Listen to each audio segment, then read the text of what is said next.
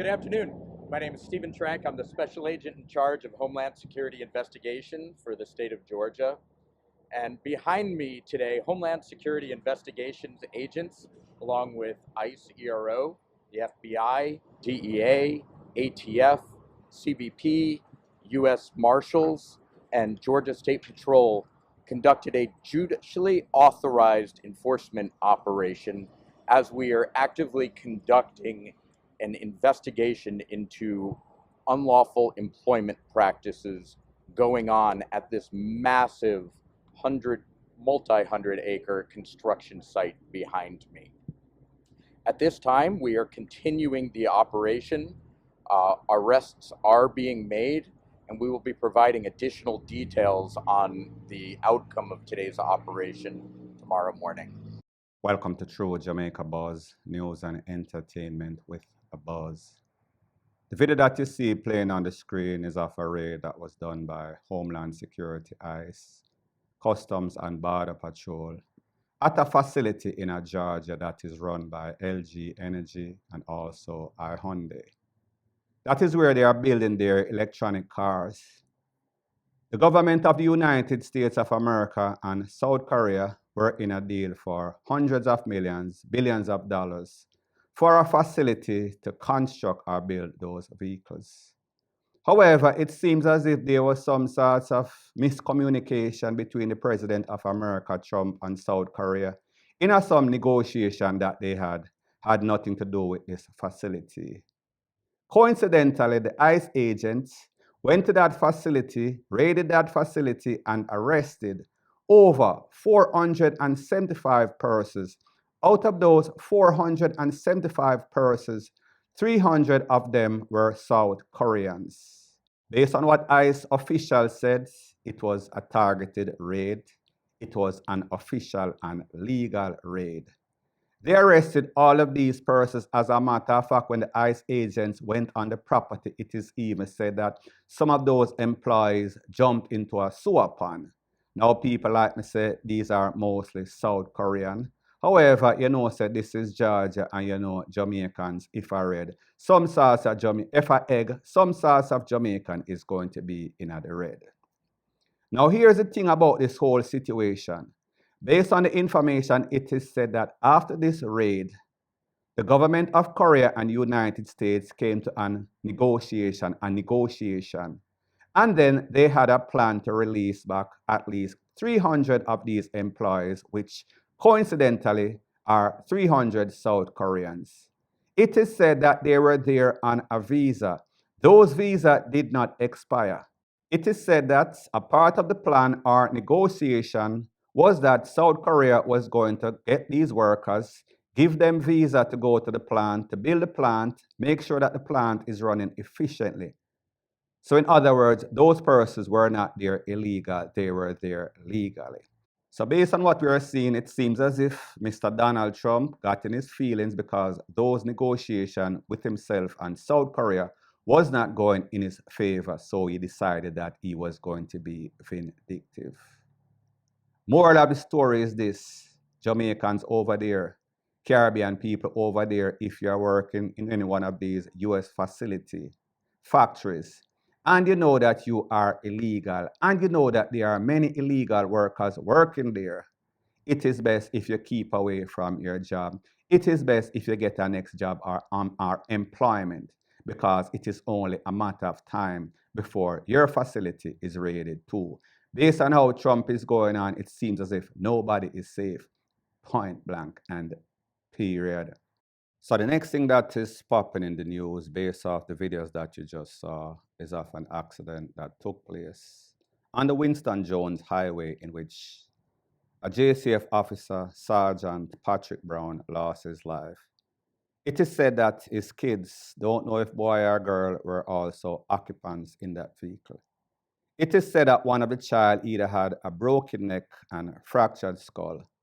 Persons that were there on the scene rushed those children to the hospital. However, Mr. Brown was taken to the hospital. Too late was the call. Now, people, I was not there. However, based on the position of the vehicle, it was obvious that Mr. Brown might have lost control or decided to make a boneheaded move and went on the opposite side of the road, in which he collided with that truck that was carrying some cows. So a kind of big truck, not really big truck, but one of those vehicles that transports cow. Now, based on what the eyewitness were saying is that when this accident took place, most persons, instead of trying to assist, taking these children, taking the officer to the hospital, most persons were videotaping. I want you to take a look to what one eyewitness said when he explained everything that took place, and then I'll give my piece. Yeah, boom. Same time, get up, rush, and see what happened. And one man took out two hitting them and come kill me, right? Two of them there ball and man. One of them skull a show, basically hit out. I guess one of them make the quick and so forth. So basically, we carry both of them. Now I'm people ask if we can carry us. Everybody just take off phone, start video. I told them to carry across the road now vehicle. The driver come like say he dead because he might get over from the know. So people, you saw the videos of the accident and you saw that persons were trying to assist, did not see that persons were videotaping. Obviously, persons were always videotaping because that is how bloggers like myself get these videos. This is a very sad, tragic situation because somebody actually lost their life. And the trauma that these children went through, and the fact that it is said that at least one, possibly two of those children are badly hurt, probably even paralyzed. Don't know their situation as I speak, but people, again, this could have been avoided. Based on what the road transport people are saying, that this is a hotspot on the Winston Jones Highway. However, sometimes you have to be cautious. And we see in this case is either the police lost control or he decided to overtake, and that was a fatal error. Sad to say, point blank and period. I'm going to give them JUTC bus. I'm going to give them Montego Bay Metro bus. I'm going to give them school bus. I'm going to give them American bus. I'm going to give them Chinese bus. I'm going to give them bus after bus after bus after bus after bus. So the next thing that is popping in the news based off the video that you just saw of Transport Minister Darrell Vaz saying that he is going to overwhelm them with the school bus, all sorts of bus, Chinese bus, American bus, Rete, Lele, Blue, blah, bling. Well, people, today is a day of reckoning when those school buses are roll out from their facility in Kingston to other places all over the nation.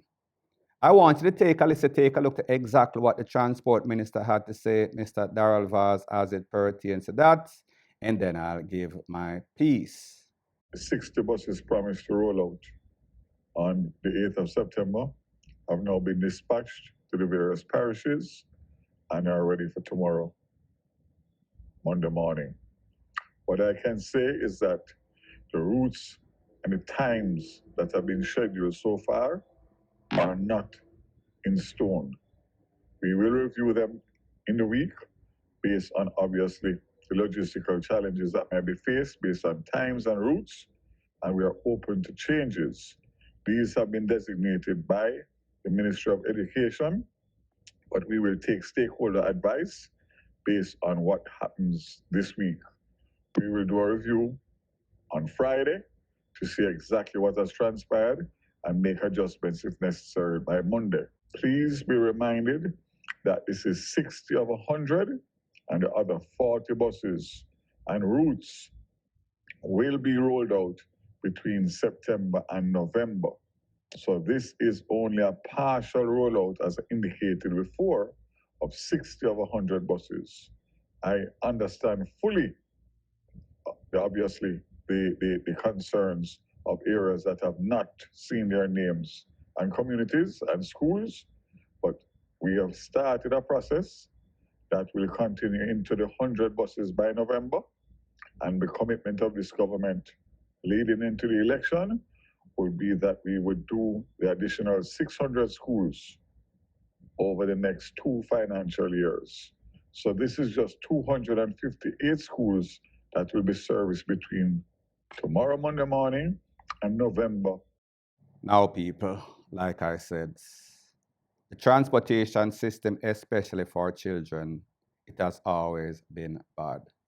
So anything that we can do is better than what we had before. So therefore, I am not going to criticize on that basis because we see say, some of these taxi man, minibus man, them a carry the pin of them a touch up the pin of them a lose them life, all sorts of crashes that we see. Very despicable. So whenever we can get any sorts of improvement from what we had before, we have to kind of give thanks. So we see him say 60 bus out of the 100 bus. The next 40, I guess, is on its way. However, based on the information that we had before, is that there was 100 buses found, and 100 buses were supposed to be here by July or so. Don't quote me. So we see them are roll out the 60 out of the 100, and by November, they are promising that the other 40 is going to be here. So people, here is my take on the whole thing. The proof is in the pudding. We hear a lot of persons, critics, including myself, saying that these buses are not built for those country roads, those steep hills, those meandering hills. But we will see exactly what takes place today, and then we will see the response. We will hear from the persons, meaning students and parents. How did it go? How was the first day of this test? Because like I've always said, sometimes we should give persons a chance, and like always, the truth always comes to light. Whatever people say, whatever promises that they make, the proof is always going to be in the pudding. And after today, after the assessment, meaning professional, then we can analyze and assess if it was bang for buck. As far as most persons, at least mixed review is concerned, this was a bad buy, this was a bad deal. However, like I said, it is yet to be determined. Let me know what you think in the comment section, if you think that this is going to work, if you think that it works, and if you think that we are going to get the other 40 buses that we were promised for July. Now they are saying that it is November. Point blank and period. So the next thing that is popping in the news, it is called Another One Bites the Dust. Another gang member is taken out by the police in an early morning raid. I am speaking about 25-year-old Mosiah Sinclair, known as Rasta in the streets. He is said to be the top tier leader or gang member of the Crescent or Joseph Road gang that operates in the Kingston 11 era. Based on the information, it is said that in an early morning, Saturday morning raid, the police went looking for this man and his cronies. That was when this man decided that he wanted to get froggy and jump up and blaze up some can after the police. The police whap it back, wheel and pop off, blaze up some can. After the smoke clear, Mr. Rasta was seen trim, meaning that them take off the whole line head. Now, people, based on information, it is said that this man was wanted for a November 2nd, 2024 shooting off along Bowens Road, in which 8 persons got caught up. Out of those 8 persons, 2 persons lost their life. So we are talking about a mass shooting. And you know that whenever there's any mass shooting, the police is going to want those individuals badly. Such is the case as it pertains to Rasta. And here's what is the kicker. Like I said, he is a top tier member of the gangs. He was also wanted for robberies, shooting, jump over people fence, from A to Z, a criminal mind in the worstest sense of the word. So people, like I said, he has been wanted before that November 2nd, 2024 incident for various crimes, serious crimes. However, that was the straw that broke the camel's back, and the police has been putting him on wanted man's list. However, he would meet his demise. Based on the information, it is said that after they caught him up, they found a tool, illegal tool, of course, with a magazine containing a couple of rounds. Moral of the story is that less than a year ago, he committed an atrocity, shooting up 8 people, taken away 2. He was a part of those gang members that did that. Within 10 to 11 months after that major shooting, mass shooting, we say the police finally laid him to rest, and justifiably so. Point blank and period. So the next thing that is popping in the news, based on the video that you see on the screen as I speak, is of an accident that took place on the Rio Nuevo main road that is in St. Mary, in which 2 bikers One of them lost their life on the spot, was taken to the hospital, pronounced. His name is Ronaldo Sims. The pillion on the bike, known as Trace, he was taken to the hospital. He was in critical condition. However, he has lost his life. Since then, he lost his life within the last 24 hours ago or so. So based on the information, it is said that these two individuals were riding on the bike at about 3 a.m. when they collided with a truck that was parked on the truck, full of sand. One of those construction trucks. Now, people, this is a major problem that we have in Jamaica, and it has been going on for years. Is where trucks are parked on the road, meaning main road, as in this case. No reflector, no light, no nothing. And the truth and the fact is that that is compounded with the fact that a lot of these bikers, they are riding their bikes in the night without any sorts of light, without any sorts of reflector, without any sorts of helmet. And then they are going at not speed, and then they are probably trying to overtake, not realizing that there is an object, meaning a big old truck, parked on the side or the shoulder of the road. And then when they collide with this truck, that is when it is too late, as in the case of this case. My point is that the relevant authority, they are supposed to tow away these trucks, and people, I don't know where they are going to find tow trucks to tow away all of these vehicles that are parked illegally, especially these big old dump truck that is laden with all sorts of sand and rock. But me just say, we've seen it too many times where bikers, cars, everybody collide with these trucks that are parked on the road without any sort of reflector. So people, me just say, it is a very simple solution. Discipline, relevant authority, doing their job and saving lives. Point blank and period. So the next thing that is popping in the news is based on some information, misinformation, rumors, propagandas, and facts that have been circulating all over social media since the election in which the JLP won, confirmed 35 to 28 seats. We see that the elections Office of Jamaica was coming under fire because they were saying that they were part of the conspiracy along with the JLP and members, corrupted members of the JCF, that wanted to make sure that the JLP remained into seats.